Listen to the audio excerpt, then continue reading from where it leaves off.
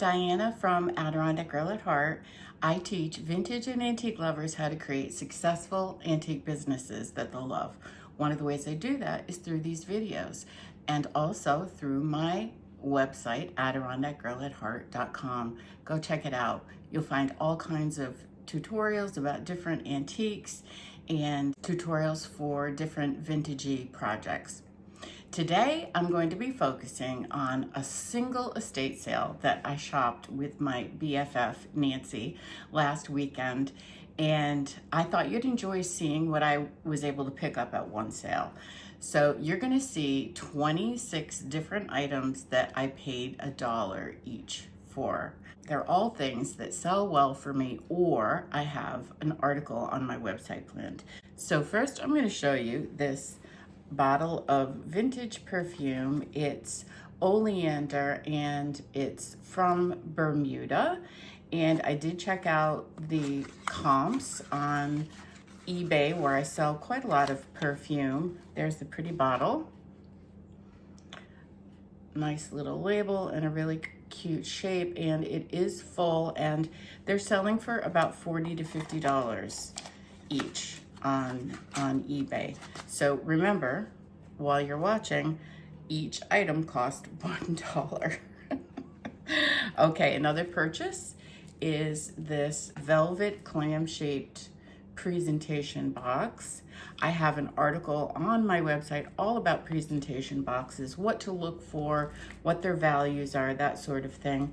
This one should sell for about $25 to $30, even though it has some denting there in the velvet. People don't generally care a whole lot about that if it's generally in good condition, which this one is. And it was at the sale with these pearls in it, which I do not think were original to the box. These are Japan, and there are 5 strands, which is a lot, and it should sell for about $25 to $35 on Etsy. It's kind of very classic, right? It's almost a choker in how it fits. Another kind of girly item, I got this lipstick holder. Normally that would not super excite me, but this is leather and it is marked made in Italy, and on eBay they're selling for about $15 to $20. So I was glad that I picked that up. Nice little gold gilt decoration there. Another piece of jewelry that I was happy to buy is this Christmas tree pin. I have an entire article about Christmas tree pins on my website. Those that are signed Monet or Trifari or some of the other big costume jewelry makers are gonna sell for slightly more than those that are unmarked like this one. It only has 1 rhinestone, that's right there in the star, but it should sell on Etsy for about $15 to $18. And this one is in really, really good condition. Another sort of jewelry related item is what's inside this little pouch. I had no idea what I was gonna find, but I opened it up and inside was a rosary. Now, rosaries, sort of ordinary, normal rosaries, are not something that I typically pick up, but this one has a sterling silver crucifix. It's marked sterling right there on the bottom. And then these are clear crystal beads. Just a really pretty rosary that should sell on Etsy for about $20 to $25. That was a good find.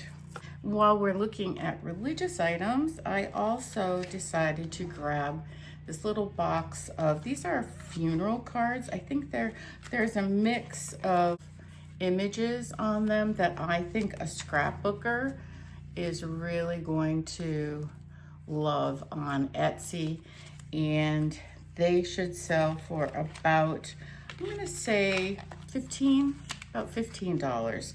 And then the other religious item is this embossed little metal piece, and it's an angel. It's Michael the Archangel, and so I think someone's really gonna like that for about $15 to $20. Okay, what else do we have? All right, I have an article coming up on letter openers, and so of course I had to pick these up. This is a golf ball. This one is metal, probably worth about $15, 15 to 20. I would probably put that on Etsy, and someone's going to want to buy that for their husband or their dad. And then this one has a mallard on it, little beat up. I'm going to clean that with a magic eraser and try to get some of the ook off of that. And I haven't decided what to do with the metal. But I will mention, while we're talking about metal, that one of the cleaners that I use for metal is Simichrome.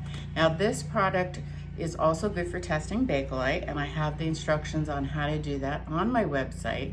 Just search Bakelite, or I'm going to be putting all the links that I mention in the description below, okay? So this is also a fantastic metal cleaner.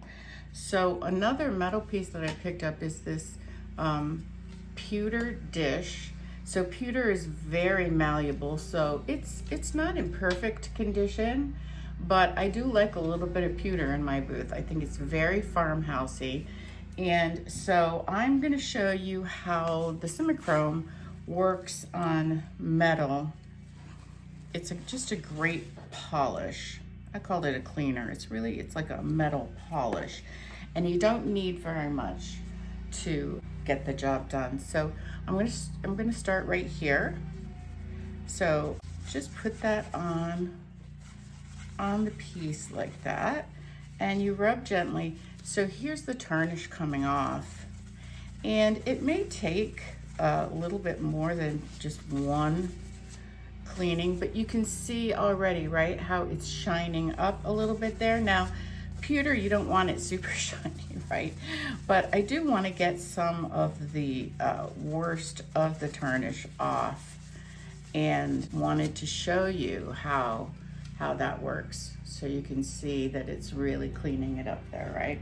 This is not a terribly exciting purchase, but I'm kind of enamored by really tiny little cigar boxes like this. And it would sell probably for a couple dollars, but what I'm gonna do is I'm gonna take the lid off, and I'm going to use it to create a Christmas diorama that I sell at a Christmas show that I do every year. It's about a 10-week show at the Shaker Heritage Society, and I'll clean the inside up a little bit. But what I've been doing lately is putting an antique postcard in the background, and then some figures and bottle brush trees in the front, and they sell for about $18 in this size. The next thing I picked up are these, I'm gonna call them fondue forks, but you could sort of stick them on a cheese platter also and use it that way. I have sold drink stirrers that had shells on the tip on Etsy, and so I feel that this is a set of 8, and it should sell for about $20. Just an interesting, different, unique item. Here's a little green depression glass shaker. I was hoping that it would clean up better than it did. It had a lot of grime here in each of these ribs, and oh my gosh, they're mowing my lawn right now. In any event, it should sell for about $10 to $12. That's just a really unique shape. Haven't seen that before. I have a problem with string. I can't seem to resist these spools of string. I have been selling collections of string and thread in old antique and vintage tins on Etsy, and so this will probably end up there. But also I could sell it just like this with a pair of scissors tucked in there, probably a larger pair, from my antique booth.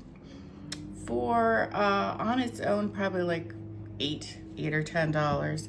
And this is a pair of scissors made in Germany. You can't really see it. It's engraved right there, Germany. And I have an article on my website all about vintage and antique scissors if you want to learn more about them. These should sell for about $10. I've been selling quite a lot of scissors lately from my antique booth. And while we're on sort of sewing notions, I have an article coming up on pin cushions. So I've been picking them up like crazy and love these little homemade examples. Not like super, super valuable. This would probably sell for about $5, but like I said, I'm doing an article about them on my website. Another problem I have besides string are little mixing bowls like this one. So adorable. Should sell for about $12. And I always pick up linen towels, especially those that are new. So this one has never been used. It still has the sizing on it, and it is Ireland, which is where a lot of these linen towels come from, right? Is Ireland, and it should sell for about $12 to $15 on Etsy. That's where I've been selling them with good success. And then here's a second one that is a souvenir from Harrods department store in London. And again, the same price, maybe a little bit more because it's Harrods.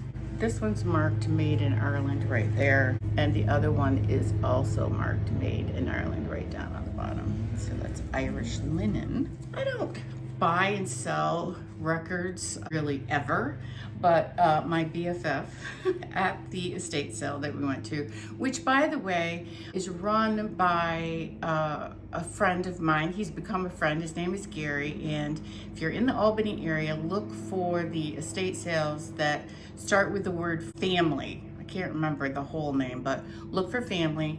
And when you go, tell them Adirondack Girl at Heart sent you. In any event, so we're at the sale. She picked this one out, and it's not worth a ton of money. It's selling for like $5 to $10 on eBay, but I think I'm gonna put it in my booth, and someone who collects the Masked Ranger or who likes cowboys is really gonna love this as a decoration. I will probably price it at $12 to $15.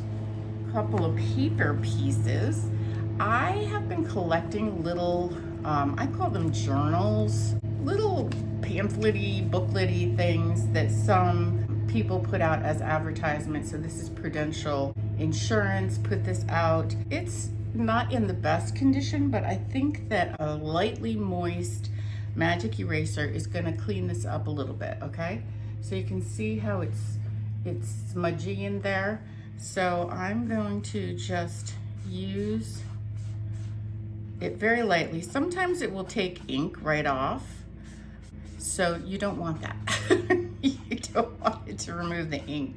Can you see? So there's a water stain there. It's not gonna help that, right? But it removed a lot of the dirt and grime over here. I'll spend a little bit more time working on the rest of it. And my BFF also found this Pinocchio for me, and the magic eraser will also work on books like this. Now you have to be really careful because it will likely pick up some of the red, and I don't want that, right? So I would use it very lightly, almost dry, to see if I can remove some of the marks on it. Now the illustrations in this, some of the illustrations are pretty amazing. Here's one right here. That is like, I don't know if that's Geppetto, but he doesn't look very nice there, does he? It should sell for about $8 from my antique booth. We are almost done. I have a couple of Christmassy items. This is a set of 4 napkin rings, which are really cute with this beading. Now, last year I put a little paper tag right here that said Merry Christmas, and then attached some gold cord for hanging, and they sold for $5 each, maybe $5 or $6 each at the Christmas show that I do. They're just darling. I picked up these 2 tins. First of all, is that the cutest? I just think that's so cute.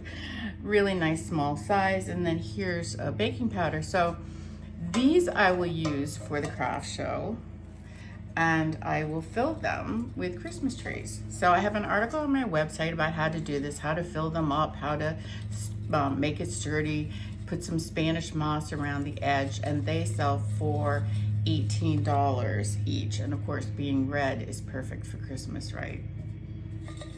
Yeah, really darling. Okay, so the last item that I want to show you, the 26th item, is one of my favorites. It's this little, I call these like document box or a money box. And that's the inside. And look at this latch with this little curly Q at the end. Really cool shape. And I did have to wipe it down. It was pretty dirty. And I will also, to make it a little bit more attractive, I will apply some of my wood salve. I used to sell this, but I put the recipe on my website, and I will link to that below so you can make your own salve. It works on wood, on painted wood, on metal, on plastic, on your hands. For a while I was using it on my face. It's all natural products in there, and you can find out what the products are on my website. So what I'm gonna do is I'm gonna take a cloth. This one has seen a lot of cleaning, and I'm gonna just take a little dab out here to show you what it looks like after you put a little bit of wax on something like this. So here's the before, and I think I'll just put some right here on the top so you can already see, right? It's darkening it and just making it look sort of healthier, right? It's a healthy box. And you're just gonna wanna let that sort of soak into all these different layers of paint and metal and rust. And then you're gonna buff it. This is called buffing. I'm taking a clean side of my rag, and you buff it out because you don't want people to pick it up and have it feel greasy, right? You want it to just look better and feel nice and smooth and kind of clean. It will hold some of that chippiness in so that it's not chipping all over your antique booth or your house or whatever, right? So I will do the whole piece with some of my wax. So this is the before right here, and then this is the after. Looks better, right?